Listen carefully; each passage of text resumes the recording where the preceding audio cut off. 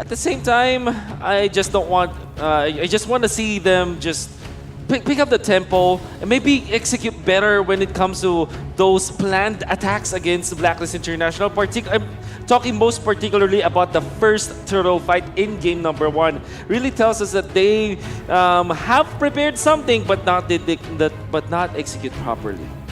All right, let's see. Blacklist International actually being the ones to ban away that Beatrix. Again, for the side of EVOS, Adamir and Sayla, they can use this Beatrix really, really well. So EVOS SG actually going for a different route this time, banning away the Matilda and that Aldous. Will we see the Estes ban coming here, or will they, in turn, first pick that Estes?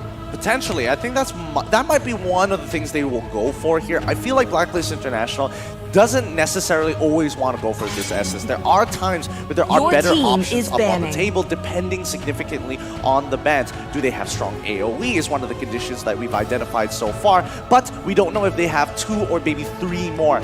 I don't know what's in that file that they got back there, but it is thick, so I would assume that they've got all the flowcharts down. For sure, for sure. For EVOS, you mentioned about the Estes first pick. I think it's heading into that direction, especially because the Farsa was banned out. Obvious, good old-fashioned housekeeping from Blacklist International as Edward stares into the camera for now.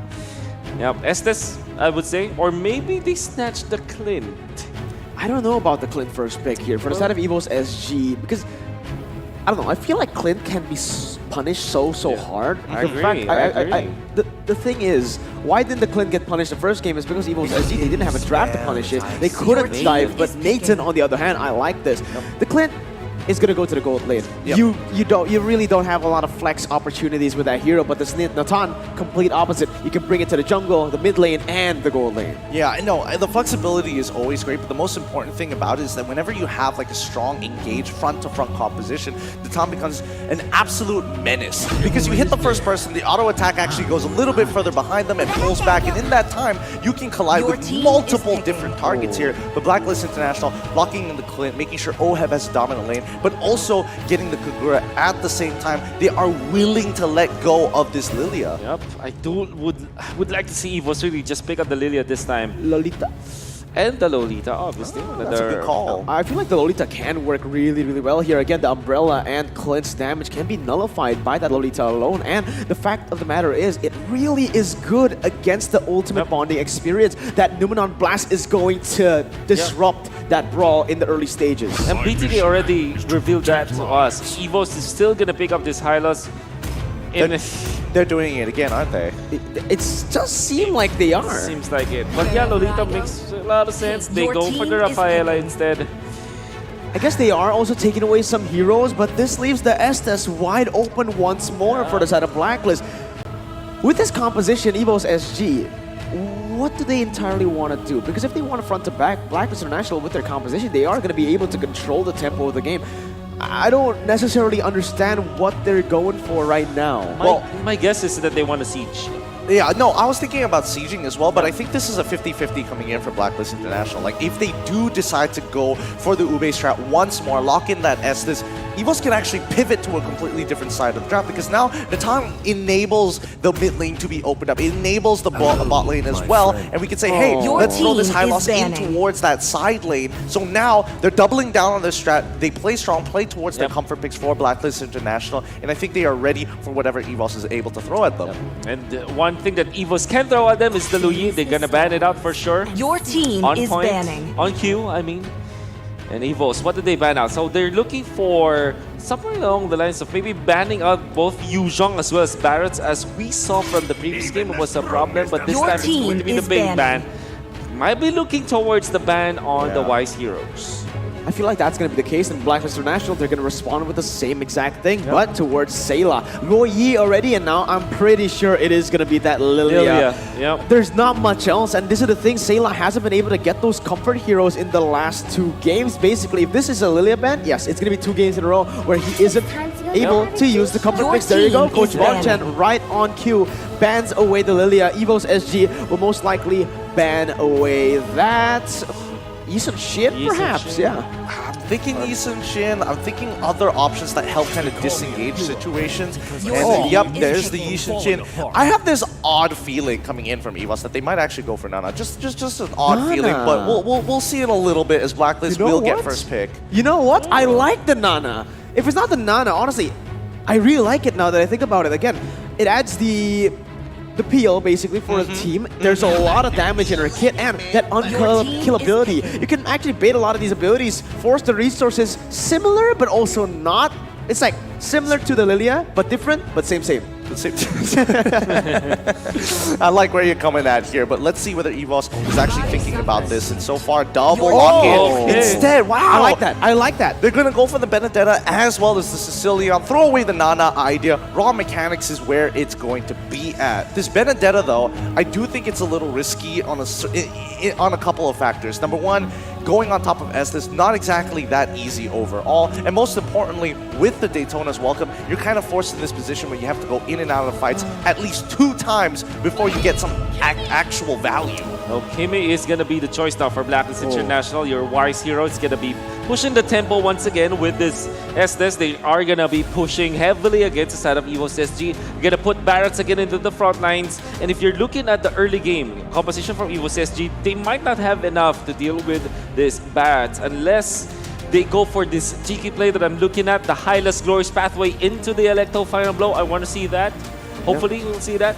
Well, right now the thing is with the Sicilian, this is one of the heroes that I feel like is really good against the Ube because the Ube strat right now, I mean, technically they don't really have a reliable source of engage, so that Sicilian is going to have a very fun time. The thing is, will they be able to survive the early game? Because Onyx ID, they did the exact same thing. They brought out the Sicilian on Drian, and that was the game that was most dominant towards Blacklist International. But let's see if they can execute it. Ladies and gentlemen, are you ready for Game 2? Welcome to the land of Dawn. Blacklist once again goes on to look for a match point while EVOS SG tries to equalize on the board. Let's see how they're going to play this out. Now, I know you've caught something up here, Wolf. What would you sniff out here? What's going on? Jungle Nathan, you have Hydas in the... Well, it's in Adamir, but it will be XP lane. Okay, so I thought it would be gold lane because Adamir was holding it, but it will be in the XP lane. Now, Gear is going to be picking up that Benedetta. Okay, so I thought it would be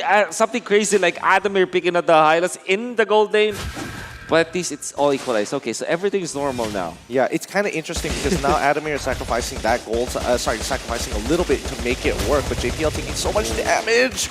Oh, that's some scary stuff. That is scary, man. But oh yeah, it's gonna be Wise, the one who is you. My God, the flame shot almost taking JPL down. But yes, this is Wise on the Kimi. We've seen this before. It was the exact same response that they used to counter Drian's Sicilian.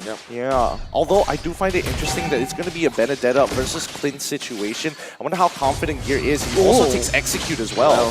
I guess he's very confident. He's actually going to go for 1v1. He's going to be able to almost win in a 2v1. Wise now coming in. This might be the kill picked up, but no, Gear is so good on these clutch moments on the Benedetta. This is what you want to play for. I like that EVOS SG are going for the risky Benedetta because this is going to be the X factor for them.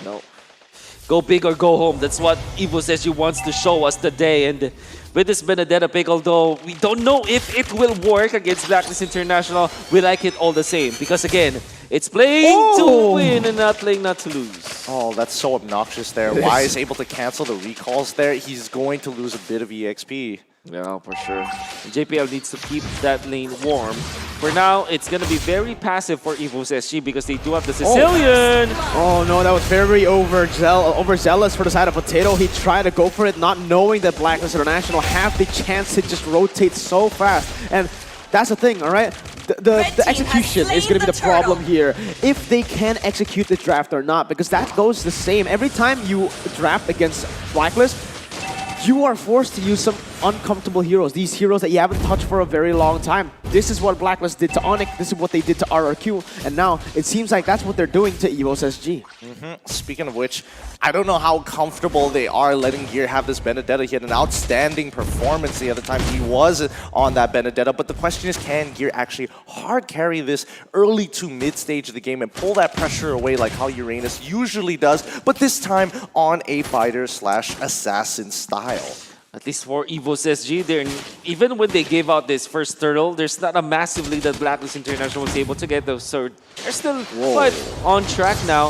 As Oh My Venus now will be holding hands with Oheb into the top lane, making sure that he's not getting so much damage, as Gear will be able to just get will not actually get the gold lane. Maybe he will. He will actually. Eventually.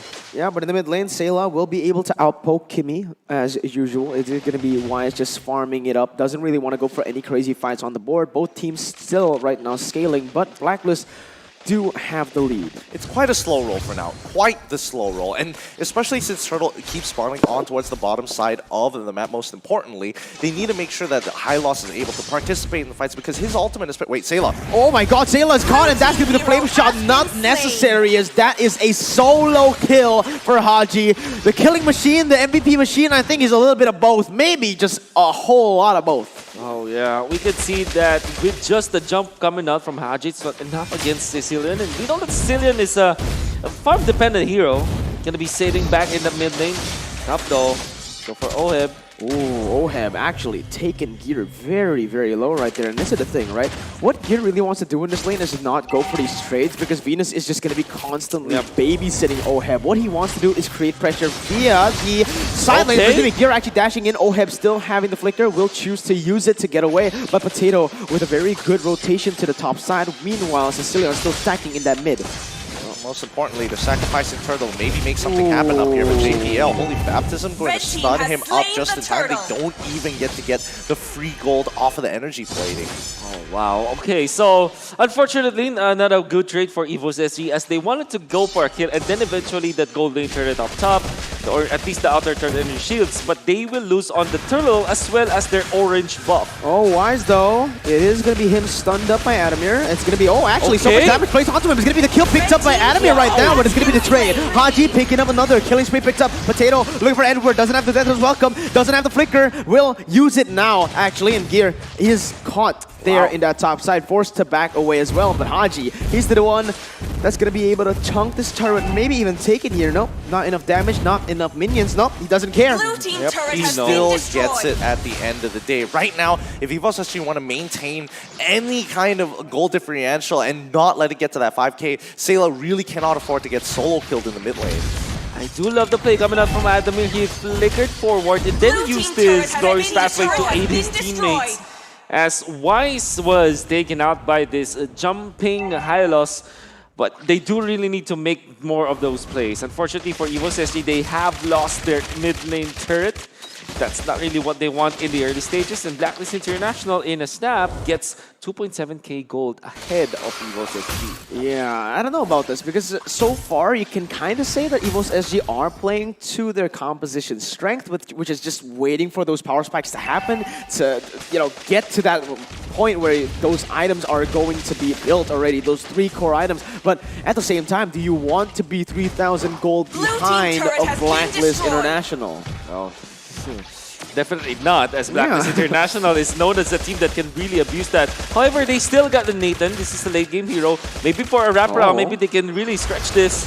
Yeah, let's see. Haji's going to be the target right now. JPL moving forward as that's going to be the stun coming in onto Wise. Not enough damage right now. The cage not even connecting as Wise is actually alone running towards the turtle. He pops the ultimate, unable to land it onto anyone, but those are a lot of resources already burnt away for EVOS SG. Meanwhile, Blacklist, they only used Wise's ultimate. Yeah, there's really not much they can do about this so far. They just have to sacrifice these small leads over to Blacklist International until they get their own items. Like, take for an example, Sayla. He's looking to scale for as long as possible. Potato just wants to have a slow roll of his farm, try not to lose as much of it as possible, despite the fact that Wise is a level up on it. But if you look at the gold so far, pretty even. Pretty even. Yeah, well, at least for the matchups, but overall, Blacklist International with 3.8 thousand gold ahead of EVOS SG. This is off of the fact that they have controlled the neutral objectives. Oh, let's see if Edward can survive this is long to buy enough time. It's going to be Edward jumping in with death as well. Will be able to connect onto Potato, and there's going to be the collapse. Potato getting picked up. Blacklist International now with the collapse. This is the ultimate bonding time. 7 minutes on the board. Adimir's going to be the target, still able to run away. Gear now not going to try to do anything, as that is going to be a 2-for-0 for Blacklist. Perfect execution there by Edward to stay in it, but also very aggressive, maybe too aggressive. from Potato. He didn't save the entropy to get away. He actually saved it. He used it for damage. He's using it for damage. Unfortunately, Edward actually freshly picked up the Radiant Armor before that play coming up from EVOS. Here! Oh no, he went in. That is too over aggressive. He did get the wave, so I guess it is kind of worth it. But man, do you really want to be 5,000 gold behind a Blacklist? I think there's no choice. It's either he sacrifices his life or he sacrifices the tier 2, and at this point, he cannot afford to lose mid-tier 2. The whole jungle is open and there is no safeguard to it. If mid-tier 2 falls, that means both tier 2s on top and bottom also will have to go for free.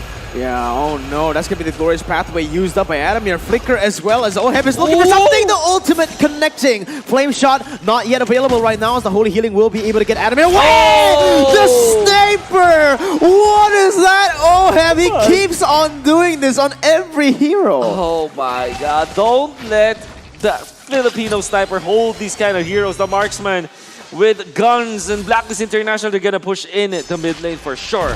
Oh my god, the cage. Actually now, it is going to be the time for Sayla to start doing damage with the Lightning Truncheon bot already and that Clock of Destiny. Just getting those stacks is going to be crucial. So right now, sure, Blacklist are in the lead. They have the tempo, but one mistake, if they ignore Sayla, let him free hit, it might be the turnaround. Yep.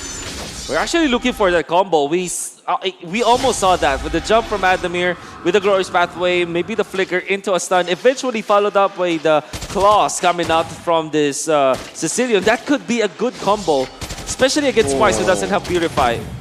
The damage coming out of Oheb right now, they're going to be taking another tier 2, and I don't think EVOS SG has has the tools necessary to actually get in on Blacklist, especially once they have a 6.6 K gold lead. It's really difficult to look for a catch, and if they start playing the front to front, it's very easy for Blacklist International to just overpower with them with the overwhelming heal that they have from Oh My Venus. Oh my I think the main problem here is that Adamir is 3 levels below Edward, so he can't really match that Barrett in the bottom side, though. They're looking for an engage. Oheb is going to get caught, flickering away, and what a beautiful disengage. 4-man collapse, and he's still able to run away now. Let's see what happens. Blacklist still trying to go for more, but yeah, both of them just disengaging, but that's going to be worth it for Blacklist because they pick up the tier 2 turret in the bot side. Yeah. During the draft, we talked about how difficult it will be to deal against this Barretts, and look at that. He already has his Oracle on top of the Radiant Armor. Majority of the damage from EVOS SG are magic damage, and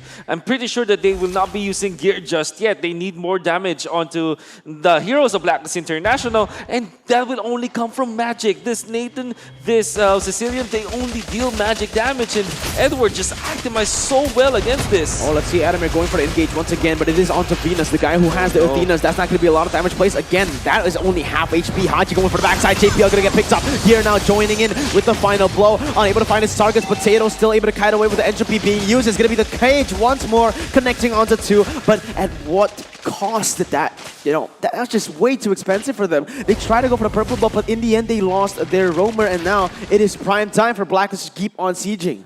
Yep, Blacklist position is just way too good right now, and as long as they play this front to front, EVOS SG has no real way of coming back into this.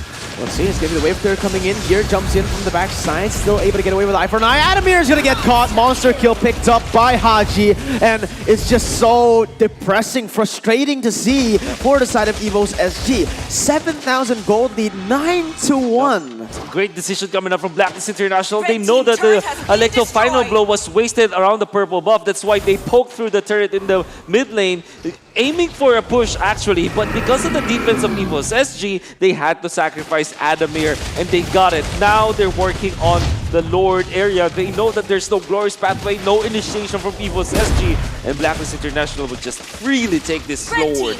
Now this Gear is trying to do something on the map. He is going to get a lot of pressure done on that top side, maybe even taking this tier 2. No, okay, he's going to back away right now. It is, though, a setup for a fight to come. But the thing is, how?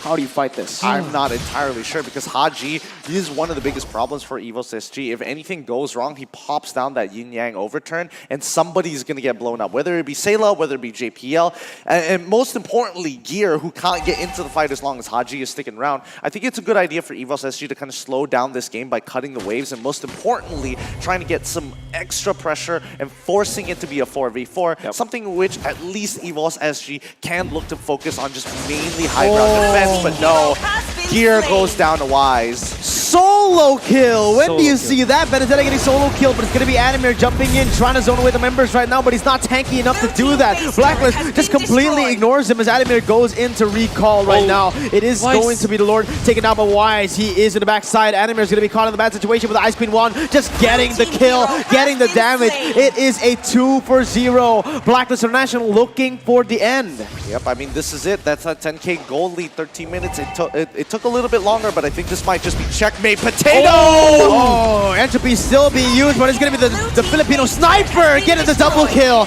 Now Gear going to the backside, still able to deal some damage, but he's going to get taken down by Wise. Now only Sayla, Detona's welcome to bring him back to the team. He gets taken down, and Blacklist are at match point. What a game coming out from Blacklist International once again. Edward, the Barats for back-to-back games. He is a problem for EVOS SG, just keeping on top of the heroes of EVOS SG, forcing them to use some of their skills, and then it's up to the Filipino sniper as well as Wise to just deal the damage. I mean, they're just so consistent, but Haji